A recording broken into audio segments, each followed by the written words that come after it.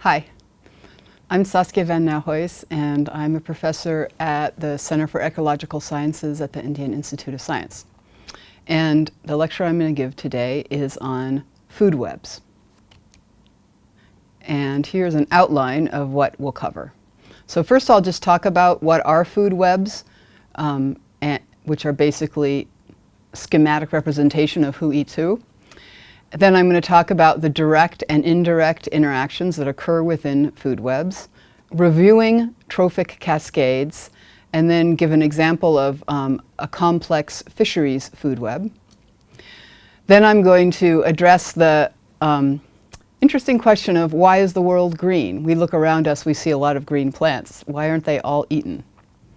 And then I'm going to finish off with talking about three different sort of aspects of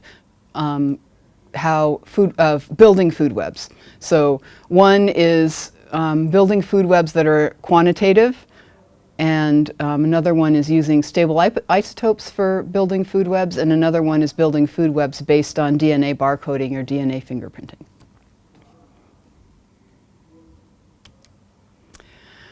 Okay, so a food web is a way to represent the species that are interacting in a community by their trophic relationships with each other.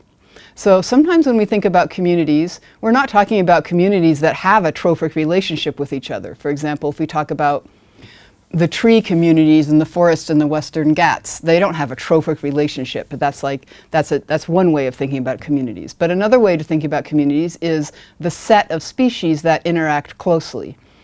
And one of the ways that species interact closely is by feeding on one another. So usually, when we look at a trophic food web, we can divide it up more or less into different trophic levels. So the first trophic level being, say, the primary producers. So that could be, in an aquatic system, that could be phytoplankton, and in a terrestrial system, that would be plants. And then a second trophic level, which are the things that are eating those. So that first trophic level is, we usually autotrophs. So those are organisms that get their energy from some source, such as the sun, rather than eating. And then the second trophic level is things that are eating those first trophic level things, often plants, often herbivores. And then the things eating those, and the things eating those, so the sort of top predators. And it could go up another level. To the side of this is detrivores. So these are the decomposers. So creatures at all these different trophic levels die, and they get consumed by detrivores. And so they're not really at any one particular trophic level. Another thing that is not in this figure, but is part of food webs are, say, parasites and disease and endosymbionts and the microbiome, things that are living in and on these organisms. So, okay. So, I said that these food webs are based on things that are eating each other. But one of the things that happens when things eat each other is that affects the population sizes. So if a predator eats the prey, then the population size of the prey decreases. And if the predator disappears, then the population size of the prey can increase. And so by different species eating each other, or things at different trophic levels eating each other or being eaten, then that affects resources available to the other trophic levels. And the result of this, of these species who are eating each other's, affecting each other's population sizes, is indirect interactions. So this is where one species affects another species through some change in an intermediate species. And you heard this previously, but not quite in the context of food webs. And you'll see later in this lecture why I need to review it here. So in this diagram, just showing both, illustrating direct and indirect interactions. P is a predator, and B is the basal species, and in one case, H is an herbivore. So predators feed on basal species. So in the sort of simple way to think about it, if there's a keystone predator, This predator feeds on this basal species, and these two basal species are competing with each other. And so if these two basal species are competing with each other, then this predator eating B1 makes it so that there's an indirect positive effect of the predator on B2 because it reduces competition that B2 experiences. Another example that includes both direct and indirect interactions is exploitation competition. So when, say, two predators are competing for the same resource, then they have a negative effect on each other. They're not eating each other, but the presence of one has a negative effect on the other. And so in that sense, it's an indirect relationship. And a third one is what we call apparent competition, because it kind of looks like competition between these two basal species, but it's not.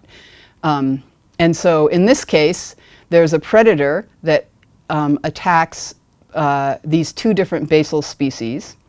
And because of the impact on one of the basal species of the predator, that has a because the predator then has a very big resource available to it because it has the sum of the two basal species as its resource, then the predator can get a big population, and then that can have a negative impact on, say, the less abundant basal species. Okay, and then the last example that I want to mention, because we're going to go to it on the next slide, is a trophic cascade.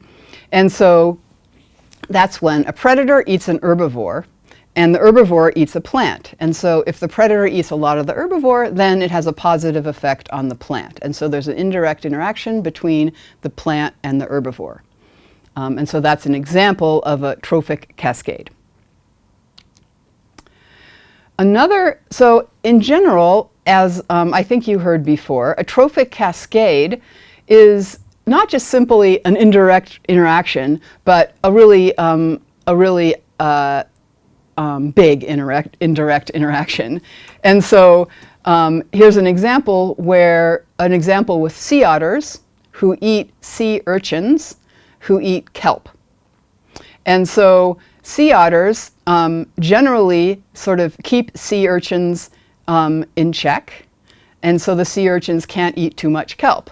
But if there's a decline in the sea otters, which there has been in lots of places in the world, and that decline could be due to hunting and also due to disease, then there's few sea otters to eat the urchins, and then there's a lot of urchins, and then so that has a lot of, and so then if a lot of the urchins are eaten, then there can be a lot of kelp. And so whether this, and that means that the kelp population density is tightly connected to the sea otter population density through the sea urchins. Okay, so that's an example of trophic cascades, and there's lots of examples out in the world. However, that's not the only way that trophic interactions or trophic communities exist. Okay. So what we see in this picture is, it's super complicated and there's a really small font, but it doesn't really matter because what it is all of this is underwater, and all of these little squares are different species of fish in the sea off the coast of South Africa. And the important players in this story that I'm going to talk about are hake, which is a fisheries fish in South Africa, so humans harvest it in order for humans to eat. And then fur seals. And fur seals are top predators of lots of different fish. And so this researcher, Professor Yodsel, worked for the fisheries and was given a project which is to figure out whether maybe we human fisher people are competing with fur seals for hake. And maybe if we killed off all the fur seals, then there would be more hake for us to harvest. And so the question is, can the hake harvest be increased by killing fur seals? So all they really knew was that, well, they know that fur seals eat a lot of hake, but they didn't, in a way, they didn't know all this stuff that was happening underwater besides that the fur seals were eating hake. And so Jötsel did a lot of research and figured out what all these different fishes are eating. So one thing to know about this food web is it's not like this, where there are discrete trophic levels. There's lots of different species, and they feed at several different trophic levels, and so it's more complex. Okay, so one of the things that he studied, how much do the fur seals eat? And so he calculated that the South African fur seals eat their own body weight in hake daily. That's pretty many hake. So then they think, wow, maybe they are important competitors. And then since they eat their own body weight in hake daily, that means that they would eat 2 million tons per year, which is about the same as the fisheries harvest. Okay, so this looks like a competition, right? The fur seals are consuming hake at about the same rate as the human fishery is.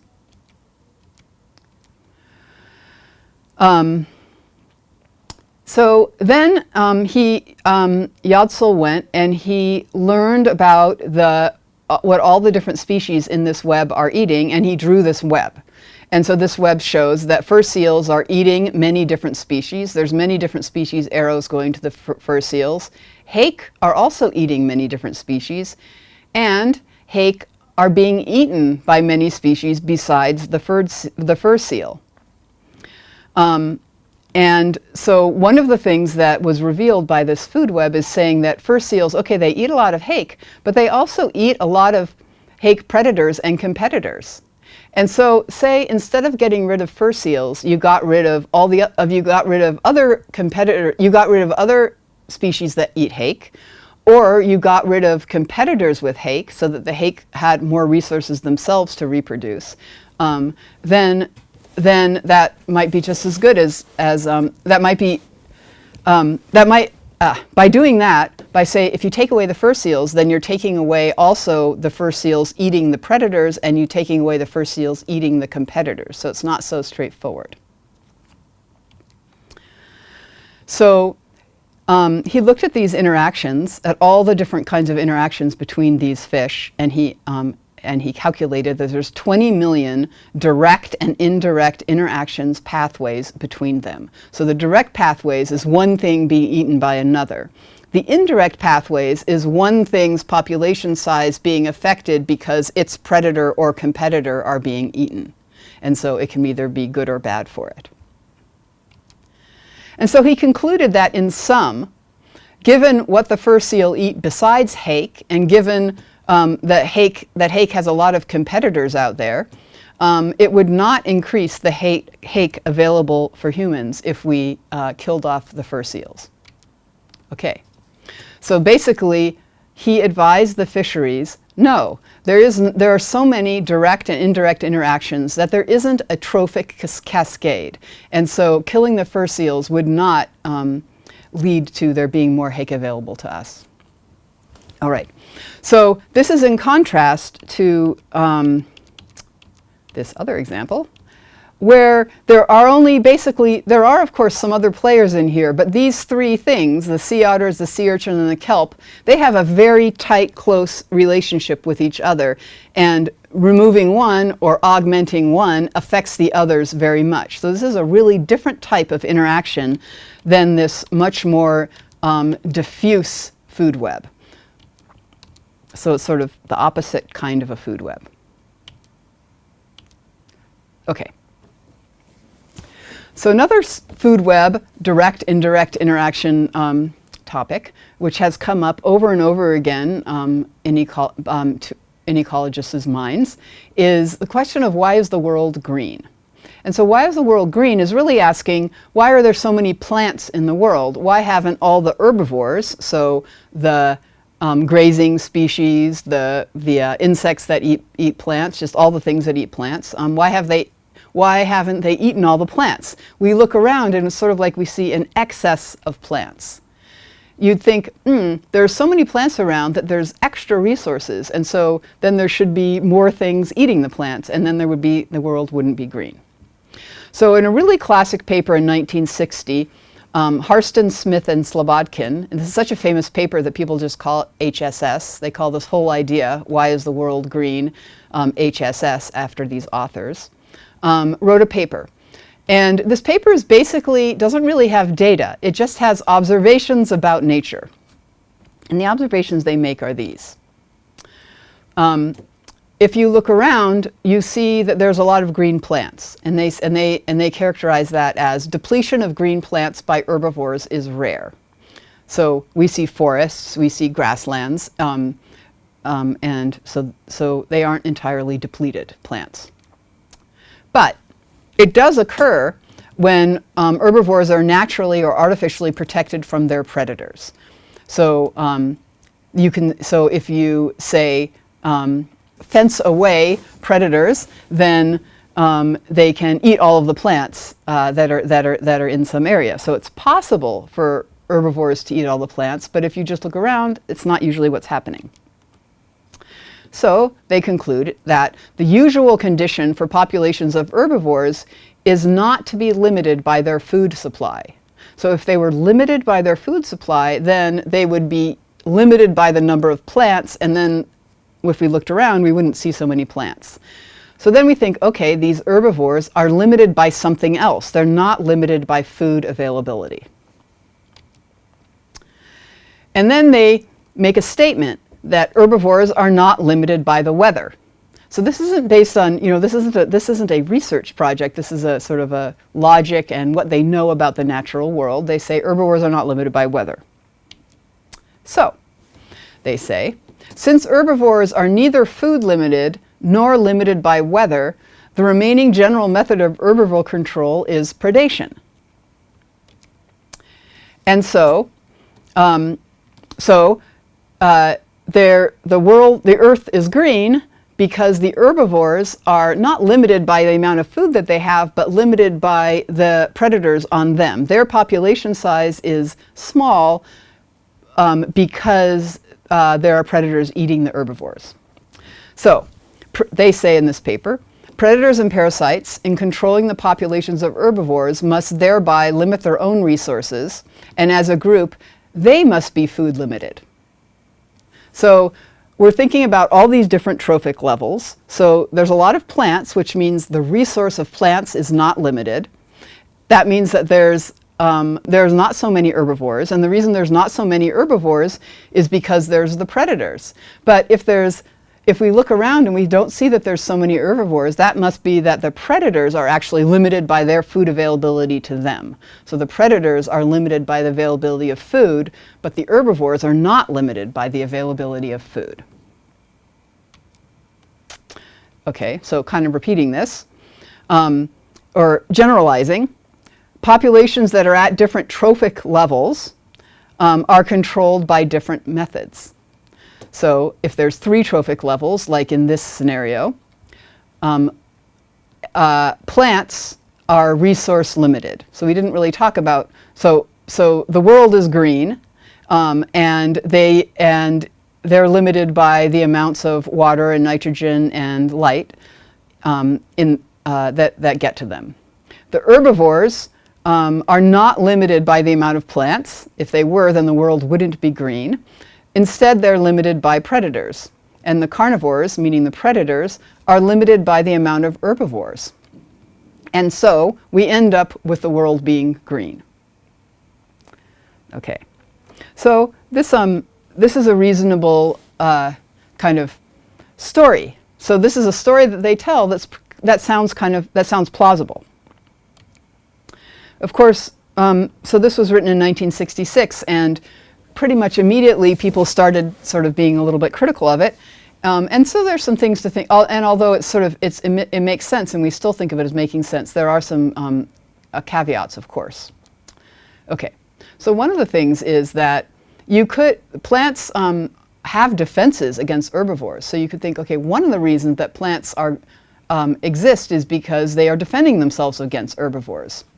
And in fact, the evolution of the diversity of plants is driven by selection by herbivores. So herbivores are trying to eat plants, and plants evolve chemical and physical defense. And so in this picture is these plants which are defended from grazers by thorns.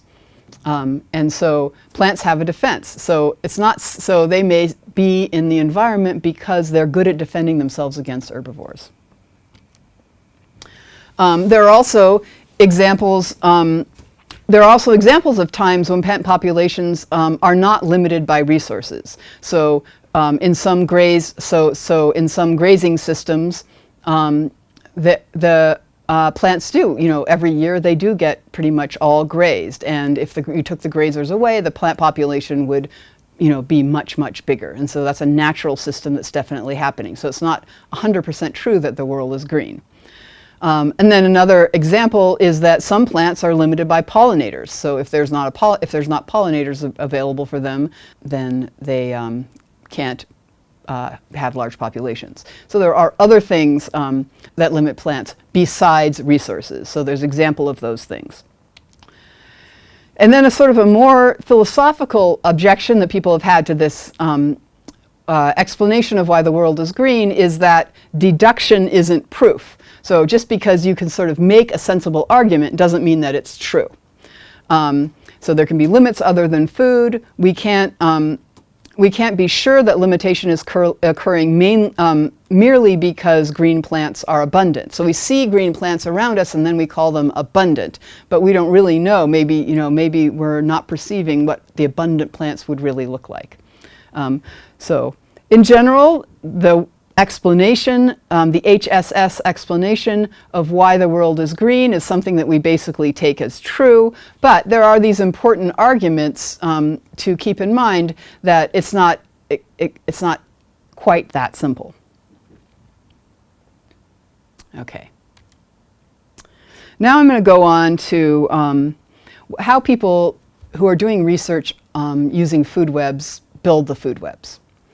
And so in the food webs that I showed you earlier, such as the fisheries food web, we have individual species, and then we have lines between the species. And you can't tell from looking at those food webs how much one species eats of another species. And actually, it's much more work to figure out how much one species eats of another species than it is to just find out evidence that it does eat that other species. And so in quantitative food webs are built in order to expand on what we know from qualitative food webs, where it's just lines, and say, okay, these ones are connected in this way or that way, and the proportion of individuals of each species that are eaten by each other species. So as you can probably imagine, building a quantitative food web takes a lot of sampling. You have to know a lot about the species that are present. Okay, so this is just sort of it's a real food web, but it's just an illustration of one. So what we see here is 3 trophic levels. You could say plant, herbivore, predator. So these are the trophic levels, and then there's these nodes, and the nodes are these rectangles. And so if we look at the first trophic level, the plants, we can see there's this one species here where there's many examples of that species, many individuals of that species in the community, whereas these little narrow ones, there's just a few individuals of that species in the community. And so the nodes represent the proportion of the total trophic level that is represented by that species. So there's a lot of one species of plant, and then there's a few other plants in this system. And there's a lot of one species of herbivore, and then there's a few other herbivores. And so those are the nodes. These rectangles are the nodes. And then there's the links between the nodes. So in general, a link means that, say, this is a plant, and that it's eaten, and this plant is eaten by this herbivore. So this herbivore, which is very abundant in the community, eats all the plants which it has arrows going down to. So it's a generalist. It's eating basically all of the plants, right? And so the links are showing who eats who, and then the fatness of the length are showing what proportion of what they eat is that. So it's showing, so we see the proportion of each trophic level that is each species, and we see the proportion of each trophic level that's eaten by each species. Okay, so that's what we call a quantitative food web, when we have these relative sort of strengths of association between things. And you can see lots of things here, like you can see what species are generalists, what species are eating the most of each other species, what species are specialists. You can see how much crossing there is of the different lines, you know, and is everything intermeshed, or is it made into sort of sub-food webs? So you can learn a lot about the types of interactions that are happening from looking at this web. Okay, so, but in order to make a quantitative food web, you have to have a systematic sample of each trophic level, which is a super hard thing to do. Okay, so that's one aspect of building food webs. Okay, so up until now, the food webs that I have talked about are sort of based on us knowing species identity. So we look at a food web and we say which different species are at different trophic levels. But you can also make food webs where you don't necessarily know about the species identity of everybody in it. Okay, so this is an example of a food web that is based on stable isotopes.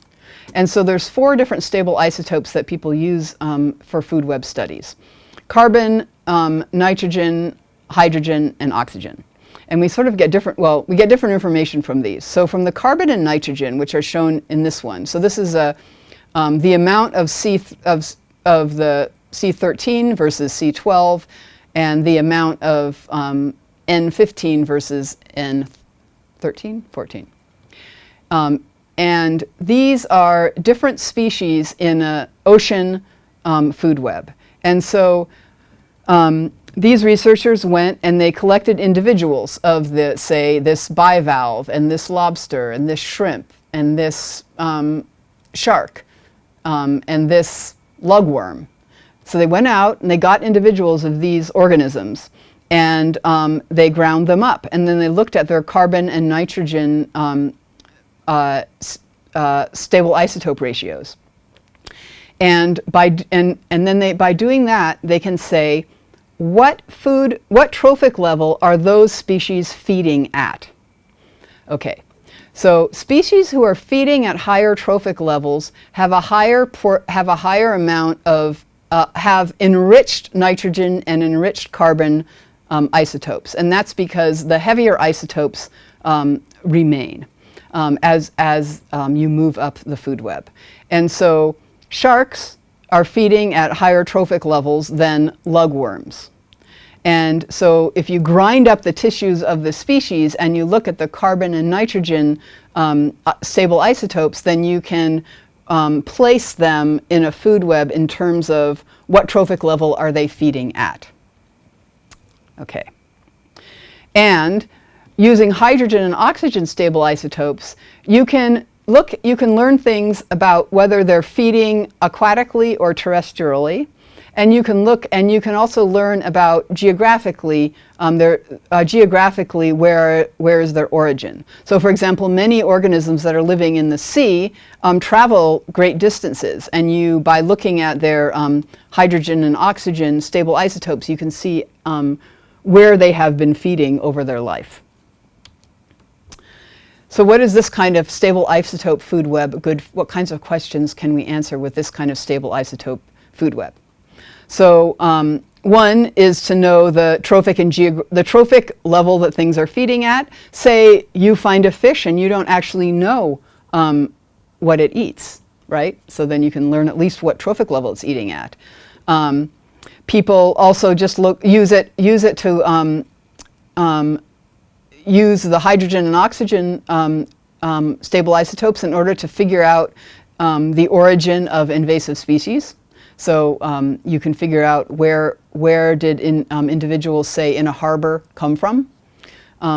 And so these are food webs, but they're used for, and they have very specific purposes. But what they're not good for is knowing the exact species identity of who's eating who. So you know the species identity of the thing that you caught, but then you know where it's feeding, and you know what trophic level it's feeding at, but you don't know what species it's feeding from. All right. So another way that people these days are building food webs, and especially building these quantitative food webs, is using DNA fingerprinting. And so you can imagine that if you catch a predator, that the predator has recently eaten something. And so this fish has another fish in its gut. And it might have several fish or bits of fish in its gut. And so if you get this fish and you analyze the DNA of that fish, and you also analyze whatever other DNA that you find in the fish, then you can find evidence of what species it's been eating by using the DNA of the species that it has been eating, by identifying the species that it has been eating using its DNA. Okay, so you can do that by looking at what's in the gut of higher trophic level species. You can look at it. You can do it from what's in their feces, and you can also find out if there's if there's parasites in other, so not necessarily just in the gut, but other places that parasites might be in the species. Okay, so this is using, instead of using the stable isotopes, which is just what elements the tissue is made of, in this case it's saying using leftover bits of the prey that are in or on or associated with the predator in order to figure out what it's been eating. Okay. So this allows us to resolve species-specific direct and indirect interactions. We can see who eats who in some cases. We get more phylogenetic detail and more than we do with the isotope-based food webs, for sure.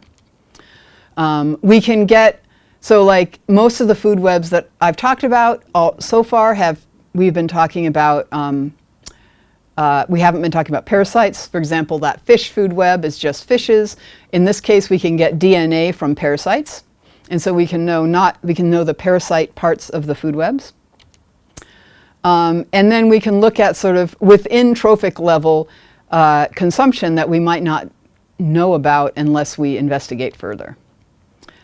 And also, like the stable isotope method, this can be used to look at the role of invasive species in systems. And so we can see whether an invasive species is eating a native species, or whether a native species is eating an invasive species, and things like that. So we can sort of do detective work to understand the roles of invasive species in the community where they have invaded. So a drawback of this method is that the DNA has to still be there. So if I eat something today, the DNA, in a few days, that DNA is no longer going to be in me. So it's like a snapshot of the current state of things, whereas the stable isotope food webs can show the can be a much more long-term record of what the species has been eating. Okay, so here's an example with a DNA fingerprinting study. So this is a study in Greenland. So Greenland is very far north, and one thing about being very far north is that we have the expectation that there's not very many plants there, and there's not very many plant species there, and the season is very short. There's very few resources there, and so we expect that the food web is to be very simple. Okay, so these people were studying in Greenland. You can see a picture of it. It looks very barren. The herbivores and the parasitoids of those herbivores. Okay, and so it is a very simple landscape. And they collected 1,195 Lepidoptera larvae, so caterpillars. And some of those happen to be parasitized by parasitoids. And so they can get the DNA of the parasitoids. And so they had 457 parasitoids. Based on that, they made this quantitative food web. So here's the herbivore species. So there's lots of noctuidae. There's several different species of noctuid caterpillars. And then And then this is the parasitoid species, and then these are all the links between them. And the take-home message from this study, which is in 2016, is that the food web in the far north, in Greenland, is orders of magnitude more complicated than we ever imagined. So it had always been assumed that it was a very simple food web, but actually there's a lot of different species and they're all interacting. There's all these lines going across each other. And so much more complicated and complex than anybody had imagined for someplace so far north. All right. Okay, so this is a summary. We talked about what are food webs, which is just who's eating who, and that within food webs, even though they're sort of drawn representing who eats who, they reveal indirect interactions and trophic cascade. So I gave an example of trophic cascade versus the fisheries, which is so complex that you don't see a trophic cascade. I talked a little bit about the very classic question of why is the world green, and the alternating effects of resource versus enemy controlling population sizes.